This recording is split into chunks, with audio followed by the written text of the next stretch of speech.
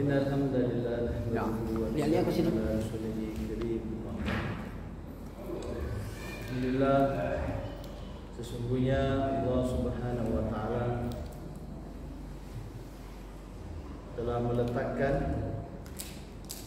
kejayaan, kesuksesan, kebahagiaan manusia dari manusia yang dari dulu, mulai dari zaman Nabi Adam alaihissalam sampai manusia yang paling terakhir nanti hadir di atas permukaan bumi ini. Allah Subhanahu wa taala hanya meletakkan kebahagiaan seluruh makhluk ini hanya dalam amal agama yang sempurna. Di luar daripada amal agama ini, maka semuanya tidak akan mendatangkan kebahagiaan dalam kehidupan kita. Maka saudara muliakan Allah Subhanahu wa taala, amal agama yang sempurna adalah amal agama yang dicontohkan oleh baginda Rasulullah sallallahu alaihi wasallam. Itu amal agama. Maka saudara muliakan Allah Subhanahu wa taala, para sahabat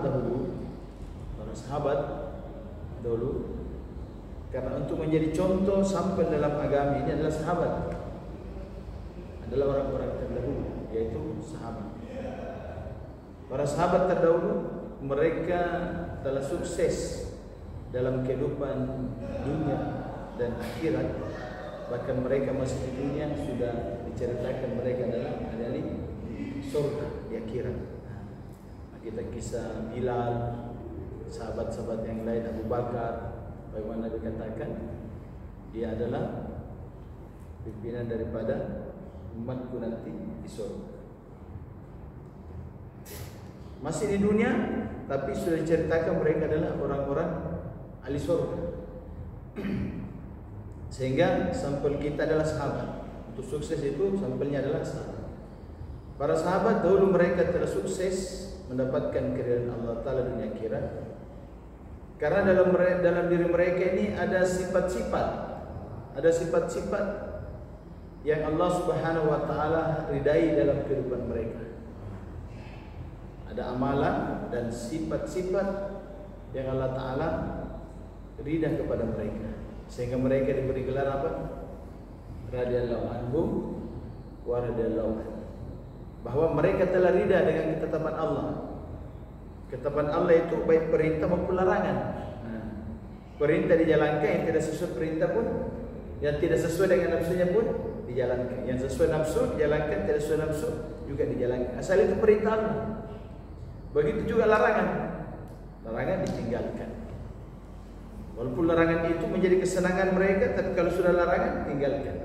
Mereka ridha dengan ketetapan Allah. Sehingga Allah Ta'ala pun juga telah ridha kepada mereka.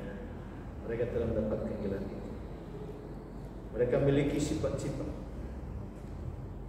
Maka sudah dimuliakan Allah Subhanahu wa taala, maka apabila kita ini mau juga menjadi orang-orang yang diridai Allah, disenangi Allah dunia akhirat, maka tidak ada cara lain. Kita mau mengusahakan bagaimana kebaikan-kebaikan, amal-amal dan sifat-sifat sahabat itu juga wujud dalam diri kita. Maka ini perlu usaha. Para sahabat dahulu mereka adalah orang-orang yang jauh dari Allah, bahkan tidak menyembah Allah, melanggar hukum-hukum Allah. Dan karena begitu mereka bersama dengan Nabi masuk ke dalam Islam, menyerahkan dirinya dalam Islam bersama Nabi, tunduk kepada apa yang disampaikan Nabi. Mereka telah mengusahakan kebaikan, amal dan sifat dalam diri mereka sehingga mereka mulia. Maka kita juga untuk mencapai kemuliaan seperti itu, maka bagaimana kita mengusahakan kebaikan, amal-amal, sifat-sifat sahabat ini juga muncul dalam diri kita. Sifat sahabat yang pertama, sehingga Allah Ta'ala begitu ridha kepada mereka, yang wujud dalam kehidupan mereka adalah sifat imaniyah. Sifat Imannya sifat yakin yang betul, yang telah menjadi hakikat masuk ke dalam hati sahabat. Atas yakin kepada atas kalimat la ilaha illallah Muhammad Rasulullah. Yakin dan menjadi hakikat dalam diri-diri sahabat. La ilaha illallah artinya tidak ada yang berhak disembah, tidak ada yang berhak diminta pertolongan. Tidak ada yang berhak disembah, hanya Allah Subhanahu wa taala. Maknanya bahwa tidak ada yang berhak diminta pertolongan, tidak ada yang berhak dimintai sesuatu, diharapkan sesuatu, tidak ada yang menciptakan, tidak ada yang memberikan kita kehidupan. Pokoknya tidak ada sesuatu yang ada di atas dunia ini yang wujud tanpa la ilaha illallah. Semuanya ada karena Allah Subhanahu wa taala. Ini betul-betul tertanam dalam diri sahabat. Tas kalimat la ilaha illallah membohongkan semuanya, semuanya tidak ada, dan meyakini semua ini ada wujud karena la ilaha illallah Allah Subhanahu wa taala yang tertanam. Apa keutamaan kalimat ini? Kalimat ini adalah kalimat yang sangat besar. Kalimat yang sangat besar. Sebagaimana tadi dalam taklim hadis tentang keutamaan la ilaha illallah, bahwa barang siapa yang mengucapkan kalimat ini dengan penuh keyakinan seperti mana tadi, meyakini bahwa segala sesuatu datang dari Allah, wujudnya sesuatu datang dari Allah, terjadinya sesuatu manfaat mudarat datang dari Allah, dan meyakini itu semua, maka Allah Subhanahu wa taala akan menghapuskan seluruh dosa-dosanya. Kalimat ini disebut juga sebagai kalimat penghapus dosa, pelebur dosa. Penghapus dan pelebur dosa. Sampai satu orang kafir yang umurnya 70, 80, 100 bahkan ratusan tahun, dia tidak menyembah Allah, kemudian dia mengucapkan kalimat ini dengan ikhlas, menyerahkan dirinya kepada Allah, maka seluruh dosa-dosa pada masa kafirnya Allah Subhanahu wa taala hapuskan, bahkan Allah taala ganti dengan kebaikan-kebaikan. Ini kalimat yang besar. Kalimat yang besar. Maka saudara muliakan Allah Subhanahu wa taala, saking besarnya kalimat ini, ketika Nabi Musa alaihissalam meminta kepada Allah, ya Allah berikan saya satu amalan khusus sehingga aku bisa dekat kepadamu. Maka Allah Ta'ala berfirman, yang bisa ucapkan la ilaha illallah. Nabi Musa katakan, ini kalimat telah kau berikan kepada seluruh hamba-Mu. Allah Ta'ala katakan, ucapkan la ilaha illallah. Sampai 3 kali ucapkan la ilaha illallah. Hai Musa, apabila kalimat ini ditimbang pada satu sisi ini satu timbangan, dan 7 petala langit, 7 petala bumi berserta seluruh isinya ditimbang pada timbangan yang lain, maka niscaya kalimat la ilaha illallah jauh lebih berat daripada itu semua, dan tidak ada yang mampu mengalahkan kalimat la ilaha illallah. Karena atas kalimat inilah dunia ini, 7 petala langit bumi beserta isinya masih ada. Maka ini adalah kalimat besar. Maka bagaimana kalimat ini senantiasa kita zikirkan, senantiasa kita bicarakan, senantiasa kita dakwakan. Karena besarnya ini kalimat. Kemudian yang kedua, kesempurnaan iman sahabat itu yakin kepada Muhammadar Rasulullah. Bahwa satu-satunya jalan mereka yakin bahwa Muhammad sallallahu alaihi wasallam ini adalah rasul, utusan Allah Subhanahu wa taala. Dan mereka yakin satu-satunya jalan untuk sampai kepada keridhaan Allah hanya dengan cara mengikuti baginda Nabi sallallahu alaihi wasallam. Tidak ada lagi yang lain. Jalan untuk sampai kepada keridhaan Allah, kasih sayang Allah adalah dengan cara mengikuti baginda Nabi sallallahu alaihi wasallam. Kemudian apa keuntungannya? Apabila kita ini betul-betul mengikuti baginda Nabi sallallahu alaihi wasallam, maka kebaikan dunia akhirat akan kita dapatkan. Kebaikan dunia akhirat akan kita dapat. Satu orang telah datang kepada Nabi sallallahu alaihi wasallam. Ya Rasulullah, kapan datangnya hari kiamat? Dia bertanya, kapan datangnya hari kiamat ya Rasulullah? Nabi sallallahu alaihi wasallam sampaikan, kata kepada sahabat, apa yang kau siapkan untuk datangnya hari kiamat? Jadi ditanya, amal apa? Jadi tidak usah kita bertanya kapan datangnya kiamat. Kalau ada orang yang bertanya, kapan ini kira-kira datangnya kiamat? Sampaikan saja, tidak usah tanya itu. Yang sekarang kita tanya, apa yang kau siapkan datangnya hari kiamat?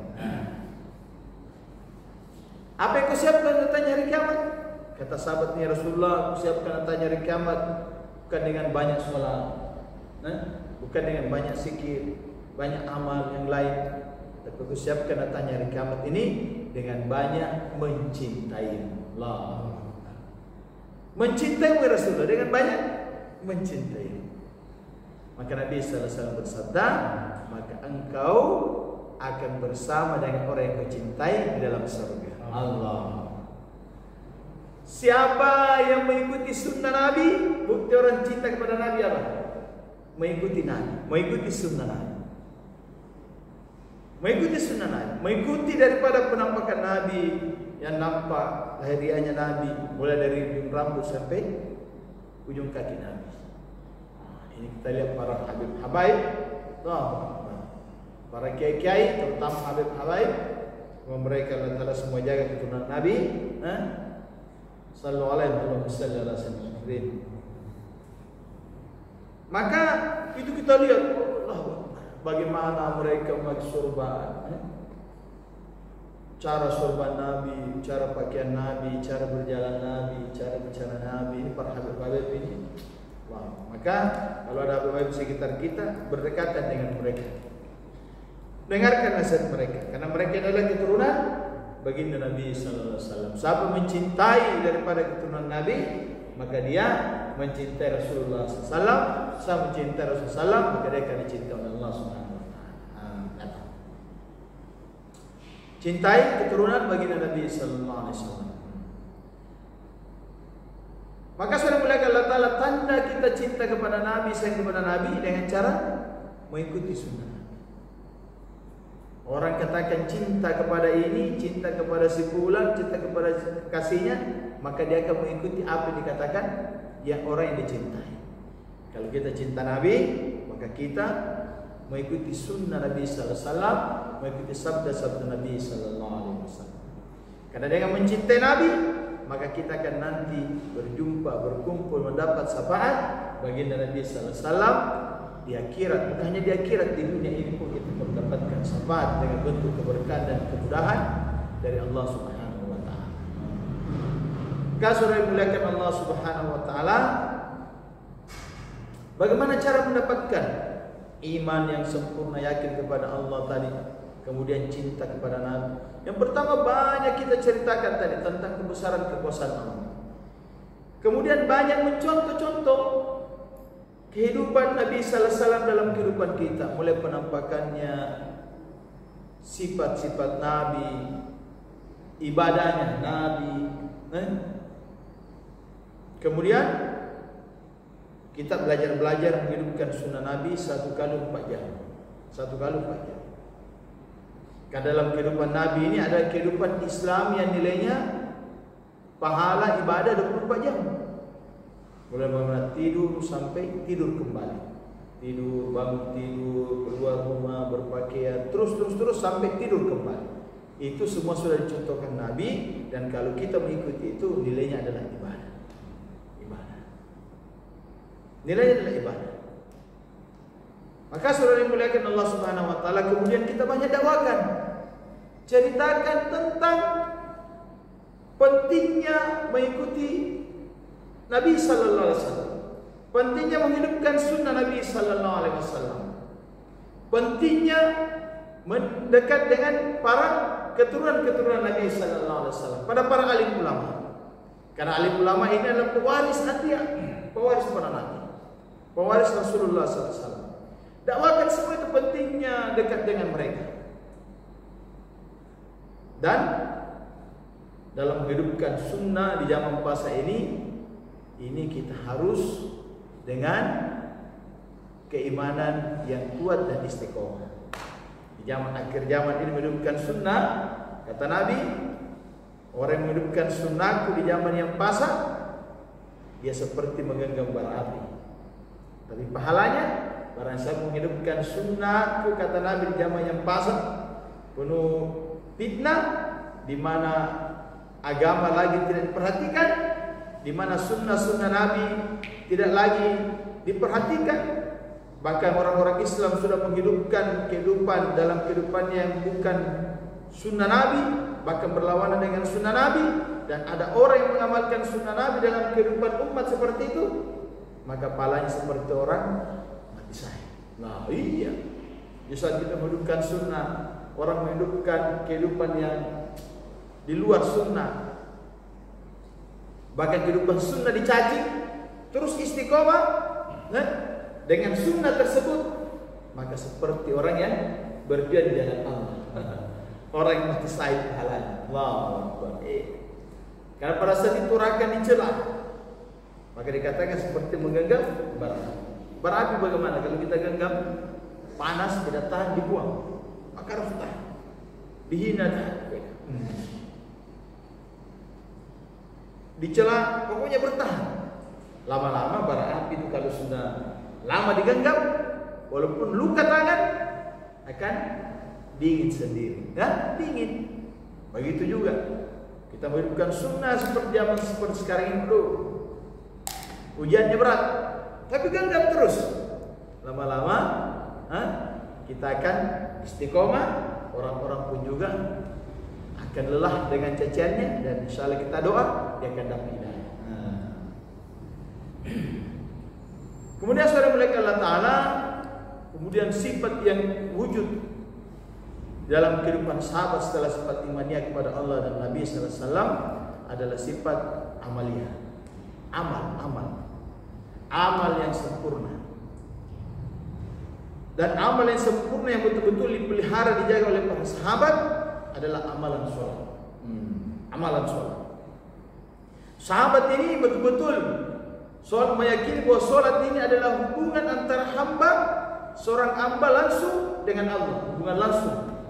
Sehingga ketika dikabarkan bahwa Nabi sallallahu alaihi wasallam setelah menjalankan perjalanan Isra dan Mi'raj, Nabi sallallahu alaihi wasallam kabarkan kepada para sahabat bahwa aku telah mendapatkan satu perintah, yaitu sholat, perintah langsung dari Allah, berjumpa langsung dengan Allah, bahwa sholat ini adalah penyelesaian seluruh masalah. Maka apa yang saya katakan sahabat? Mereka bergembira. Mereka katakan, ya Rasulullah, mulai hari ini maka seluruh persoalan-persoalan kita akan selesai. Mereka gembira karena ada amal yang langsung berhubungan dengan Allah, mi'raj langsung dengan Allah, berhubungan dengan Allah, dan langsung setelah itu doa kepada Allah. Maka Allah Subhanahu wa taala ketika menerima sholat yang sempurna, maka Allah Ta'ala akan tolong hambanya. Karena dalam sholat ada apa? Ada pertolongan Allah. Wasta'inu bis sabri was salah. Jelas sekali. Mintalah pertolongan dengan sabar dan sholat. Sabar. Sabar menerima semua takdir Allah. Sabar menerima takdir apa yang menimpa kita. Sabar, kemudian sholat, doa Allah. Maka para sahabat betul-betul menjaga, memelihara dan menyempurnakan sholat mereka. Mereka paham betul bahwa sholat 5 waktu ini, terutama yang wajib, ini adalah hak Allah. Sehingga apa saja yang terjadi dalam kehidupan mereka, dunia datang di saat mereka bekerja, kemudian ada waktu datangnya waktu sholat, maka mereka rela meninggalkan semua demi menunaikan hak Allah Subhanahu wa taala. Jadi 5 waktu sholat ini adalah hak Allah yang tidak bisa kita tunda-tunda. Bagaimana Nabi memperlihatkan kepada kita bahwa sholat itu adalah hak Allah yang harus kita tunaikan. Kata Aisyah radhiyallahu anha bahwa ketika kami bersama dengan Nabi, bercanda dengan Nabi, tiba-tiba azan dikumandangkan. Nabi memberikan hak istri kepada istrinya. Tapi ketika azan dikumandangkan, kata Aisyah, Nabi meninggalkan kami seperti Nabi tidak mengenal kami. Allahu Akbar.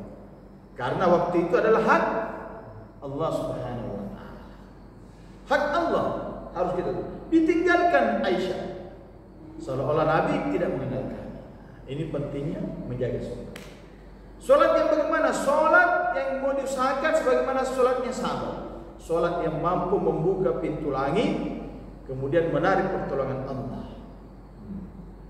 Menarik pertolongan Allah. Saya katakan sholat yang sempurna. Barang siapa yang berwudu dengan sempurna,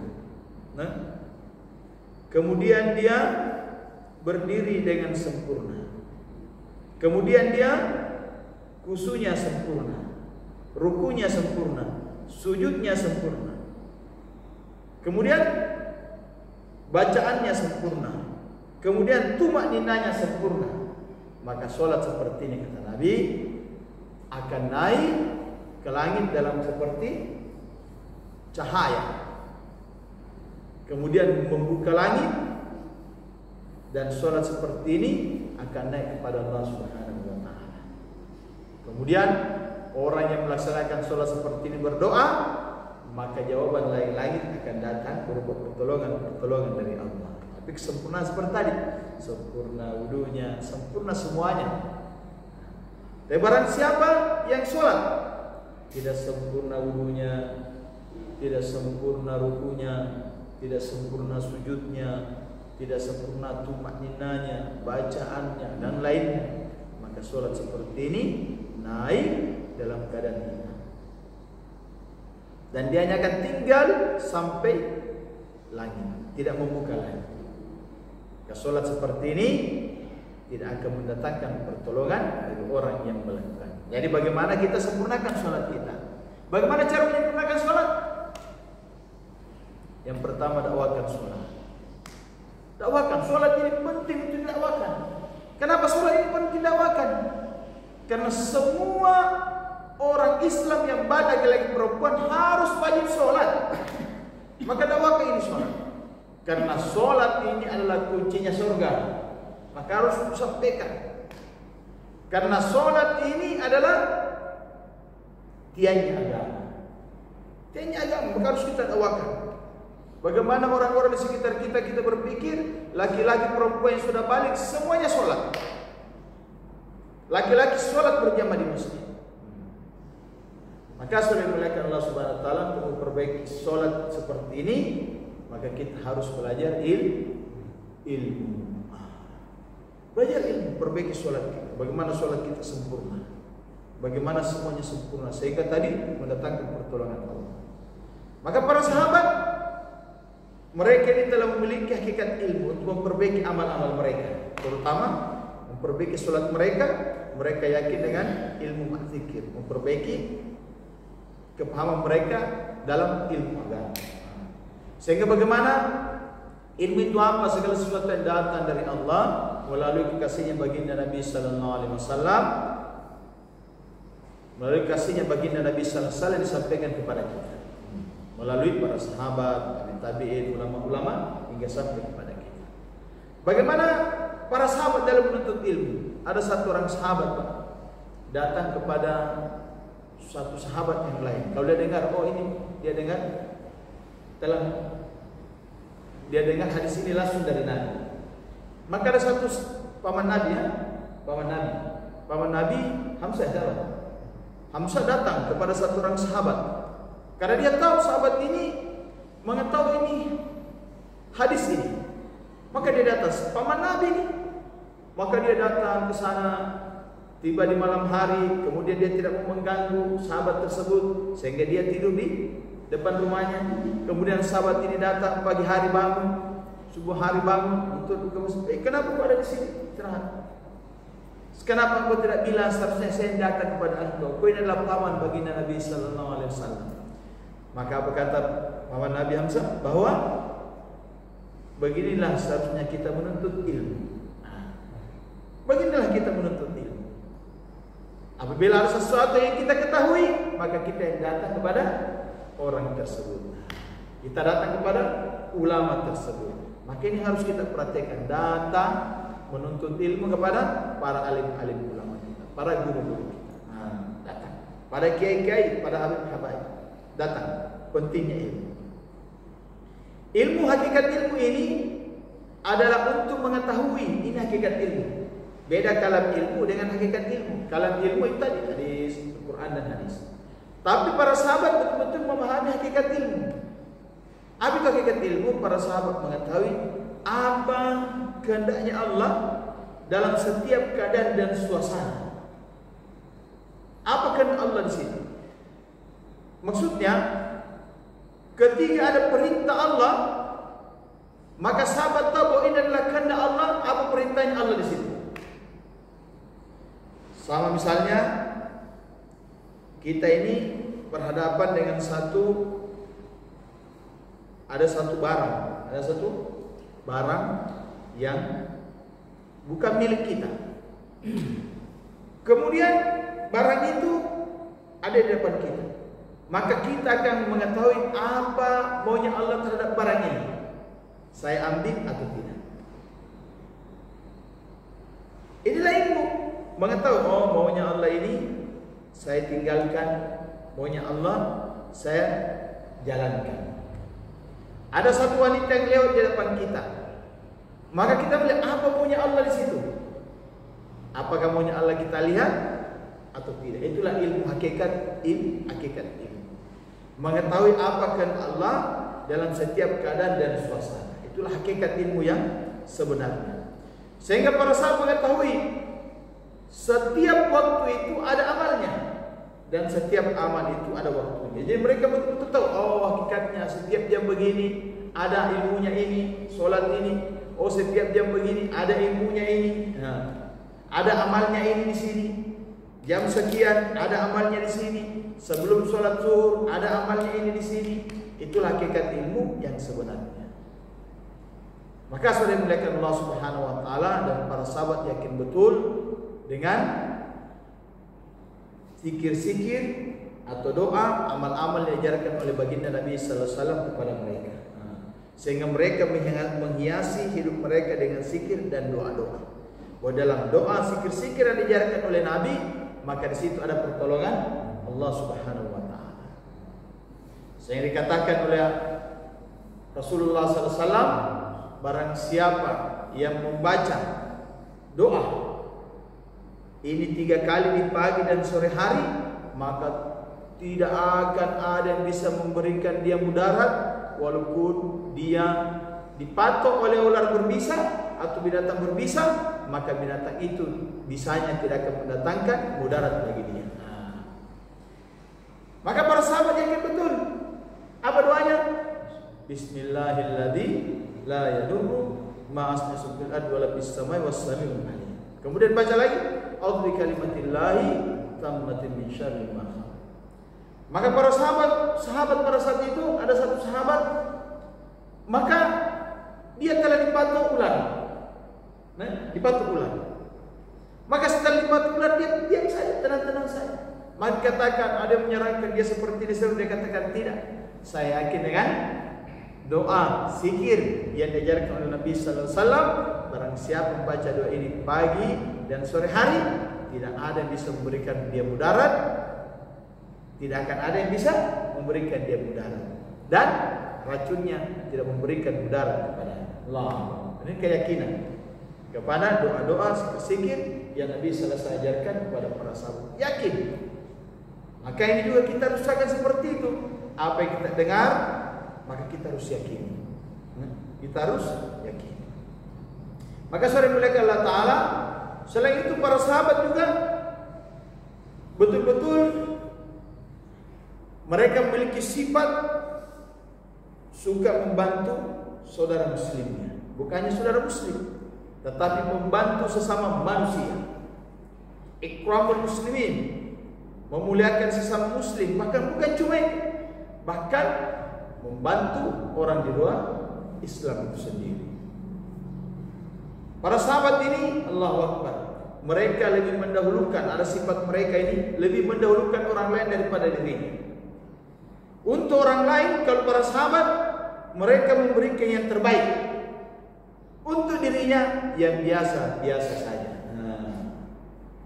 Kita, bagaimana kisah kepala kambing?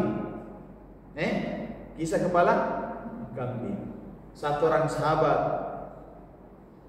dia dapatkan kepala kambing, maka dia pikirkan sahabat yang lain, tetangganya, oh si fulan ini, dia juga pasti mau makan kepala kambing ini. Maka dia serahkan di sebelah. Maka di sebelah katakan, wah ini juga tetangga sudah mau makan kepala kambing ini. Terputar terus, sama-sama berpikir mau memuliakan saudaranya, mau menggembirakan saudaranya. Maka apa yang terjadi? Kepala kambing itu kembali lagi kepada orang yang pertama. Ajib. Ajib tidak sebanyak sahabat. Memuliakan, selalu memuliakan, menggembirakan. Berikan yang terbaik bagi mereka, biasa-biasa saja. Kehidupannya biasa-biasa. Bagaimana kisah ketika selesai perang? Ketika selesai perang, satu orang sahabat dalam keadaan sakratul maut, maka didengar oleh sepupunya dalam keadaan kehausan. Maka sepupunya datang bawakan dia air. Maka sahabat yang saya ketemu katakan, di sebelahnya ada lagi sahabat yang berhenti juga dalam keadaan kehausan yang sama. Maka sepupunya dibawakan ini katakan, tidak usah saya, itu saya kasih sahabatnya di sebelah. Dia juga butuh air. Dalam keadaan sakratul maut, Pak. Dalam keadaan sakratul maut, dia lebih memerlukan. Dia katakan kasih di sebelah, dibawa ke sebelah. Di sebelah juga dia dengar lagi di sebelahnya dalam keadaan berhenti, kehausan. Dia bilang tidak usah saya. Dalam keadaan yang sama sakratul maut, dalam keadaan luka parah, kasih yang di sebelah. Maka sahabat ini bawa yang ke orang ketiga. Sampai ke orang ketiga, orang ini sudah mati. Kembali ke orang kedua sudah mati juga. Kembali ke sepupunya juga sudah mati. Allah. Dalam keadaan luka parah, bahkan sakratul maut, mereka masih memuliakan, menggembirakan saudara muslim. Allah. Sifat mulia para sahabat. Allah. Maka saudara yang muliakan Allah Subhanahu wa taala, inilah yang kita pun contoh. Inilah mereka kenapa didiri oleh Allah. Kemudian Allahu Akbar, para sahabat memiliki sifat rohaniat yang lebih tinggi lagi. Apa itu? Sifat ikhlas sahabat. Ikhlas dan ridha. Itu adalah keikhlasan sahabat, bahwa setiap amal yang mereka jalankan hanya semata-mata untuk mencari keridhaan Allah Subhanahu wa taala. Hanya untuk mencari keridhaan Allah, tidak ada yang lain. Bukan untuk mencari keridhaan manusia, bukan. Hanya untuk mencari keridhaan Allah Subhanahu wa taala. Setiap amal yang mereka buat, bagaimana Khalid bin Walid menjadi singa, singanya Allah. Sehingga pada pasir singanya Allah bertumpul. Semua orang-orang kafir takut kepada Khalid bin Walid. Maka di zaman Sayyidina Umar, untuk menjaga keikhlasan daripada Khalid bin Walid, karena sudah mulai dicerita, ditakutkan akan muncul di hati Khalid bin Walid bahwa kemenangan semua itu atas kekuatannya. Atas kekuatannya. Itu kepamannya Sayyidina Umar sebagai bentuk sayangnya kepada sahabatnya. Jangan sampai selama ini dengan kemenangan, keikhlasannya muncul daripada orang-orang menyanjungnya, kemudian berubah. Maka Sayyidina Umar ingin menjaga sahabatnya. Jadi bukan untuk bukan untuk direndahkan, tapi untuk menjaga sahabatnya. Sahabat yang satu dan saya seperti itu. Bahkan pada saat itu Sayyidina Umar pun diprotes banyak oleh pasukan Khalid bin Walid, bahkan keluarga. Kenapa Khalid bin Walid ditarik, diganti? Maka ketika itu Khalid bin Walid ditanya oleh orang-orang dekatnya, keluarganya, pasukan-pasukan terdekatnya, Khalid, ini Sayyidina Umar memang sudah lama. Dia ini tidak senang kepada kamu. Maka Khalid bin Walid santai saja. Dia tidak terpengaruh karena dia bertempur karena Allah Subhanahu wa taala. Bahkan ketika itu dia ditarik menjadi panglima pasukan dan dia dijadikan sebagai pasukan biasa. Dan dia ditanya, Khalid, kau ini panglima kah? Sekarang kau pasukan biasa. Maka apa dia kata Khalid bin Walid? Aku berjuang di jalan Allah. Aku berjuang di jalan Allah karena Allah Subhanahu wa taala ikhlas karena Allah. Saya dulu jadi pemimpin ini sama saja. Sama saja karena saya hanya mencari keridhaan Allah Subhanahu wa taala. Allah Akbar. Sama saja. Orang mencari keridhaan Allah dalam amal, disanjung tidak disanjung, sama saja. Kalau Allah yang dicari, disanjung tidak disanjung, sama saja. Tidak ada. Dipuji tidak dipuji, sama saja. Allah Subhanahu wa taala. Wahai para sahabat, betul-betul mereka ikhlas dalam amal sehingga pertolongan Allah itu datang kepada mereka. Keridhaan Allah datang kepada mereka. Pertolongan Allah datang kepada mereka. Maka saya muliakan Allah Subhanahu, tidak sampai di situ para sahabat.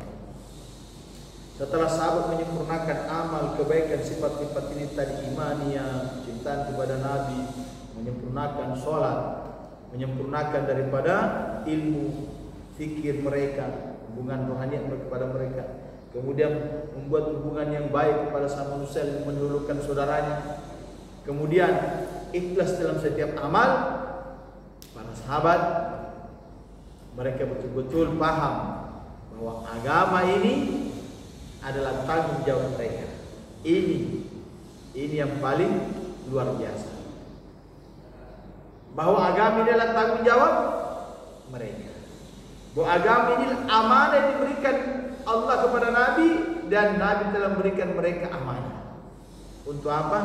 Untuk menyebarkan agama. Sehingga sahabat meyakini ini, punya sifat ini, dakwah tabligh, menyebarkan agama. Sehingga sahabat 124.000 sahabat yang ada di Mekah, Madinah pada saat itu, maka yang ada kuburannya di Jazirah Arab itu hanya kurang lebih 10.000 saja. Mana yang lain? Yang lain tersebar karena mereka mempunyai kepahaman, mereka memiliki keyakinan bahwa agama ini tanggung jawab kita semua. Agama ini tidak bisa dikonsumsi sendiri. Agama ini tidak bisa dinikmati sendiri. Tapi agama ini harus disebarkan. Sehingga 124.000 sahabat hanya 10.000 yang ada kuburnya di Jazirah Arab. Yang lain tersebar ke seluruh dunia. Menyebarkan ini agama.